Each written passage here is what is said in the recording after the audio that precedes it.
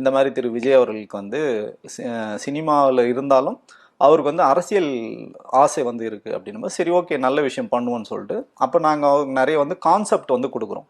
வெறும் திரை பிம்பத்தை வச்சு அரசியல் வந்து பண்ண முடியாது. ஸோ அப்போ மக்கள்கிட்ட நீங்கள் போகணும், மக்கள் பிரச்சனைகள் வந்து தெரிஞ்சுக்கணும், மெயினாக வந்து போராட்ட களங்கள் உங்களுக்கு தெரியணும், அதுக்கான வாய்ப்புகள் வரும் நாங்கள் வந்து அமைச்சு தரோன்னு சொல்லும்போது நேச்சுரலாகவே ஒரு வாய்ப்பு வந்து அமைஞ்சது. நிறைய போராட்டங்கள் வந்து அப்போ காவிரி இஷ்யூ அது இதுன்னு போச்சு. பட் அது இவருக்கு சரியாக பொருந்துற மாதிரி ஒரு நிகழ்வு பார்த்தீங்கன்னா 2017 அமைஞ்சது. ஸோ ஜனவரி மாதத்தில் ஜல்லிக்கட்டு போராட்டம் வந்து நடந்தது. ஜல்லிக்கட்டு போராட்டத்தில் நானும் ஒரு ஒருங்கிணைப்பாளர், நான் மட்டுமே கிடையாது, என்ன மாதிரி நிறைய ஒருங்கிணைப்பாளர் தான், அதில் நானும் ஒரு ஒருங்கிணைப்பாளர். அப்போ என்ன பண்ணுறேன்னா திரு சந்திரன் ராஜா அவர்கள் மூலயமா திரு புஷியானந்த் அவர்கள் வந்து தொடர்பு கொண்டு நாங்கள் சொல்கிறோம் இந்த மாதிரி ஜல்லிக்கட்டு போராட்டம் நடந்துட்டு இருக்கு, இப்போ விஜய் அவர்களை வர சொல்லுங்கன்னா அப்போ நாங்கள் தான் வந்து கூப்பிட்டுட்டு வரோம். சென்னை மெரினாவுக்கு வந்து வராரு. ஒரு அதிகாலையில் நைட்டும் இல்லாமல் மிடில் இல்லாமல் ஒரு அதிகாலையில் ஒரு நேரத்தில் அவர் வந்து வர வைக்கிறோம்.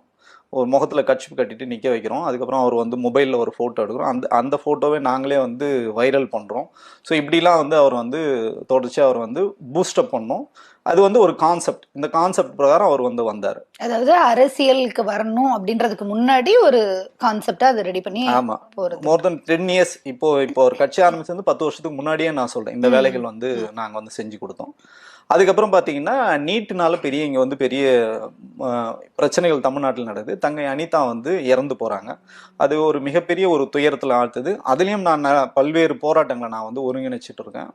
அப்போ வந்து பார்த்தீங்கன்னா திருப்பி புஷியானந்த் அவர்களே நாங்களே வந்து திருப்பி கூப்பிட்டு என்ன சொல்கிறேன்னா தங்க அனிதா வீட்டுக்கு வந்து போகணும், திரு விஜய் அவர்கள் வந்து போகணும்னு சொல்லிட்டு. பொதுவாகவே வந்து எல்லா அரசியல் கட்சி தலைவரும் பார்த்தீங்கன்னா சேரில் போய் உட்கார கலாச்சாரம் தான் வந்து இருந்தது. ஒரு துக்க வீட்டில் கூட பார்த்தீங்கன்னா சேரில் தான் போய் உட்காருவாங்க. ஆனால் அப்படிலாம் இல்லாமல் தரையில் உட்காரணும், மெழுகுவத்தி ஏற்றணும், அந்த தங்கை அனிதாவோட சகோதரோட தோளில் வந்து போடணுன்ற வரைக்கும் எல்லாமே ஸ்கிரிப்ட் நாங்கள் கொடுத்தது தான்.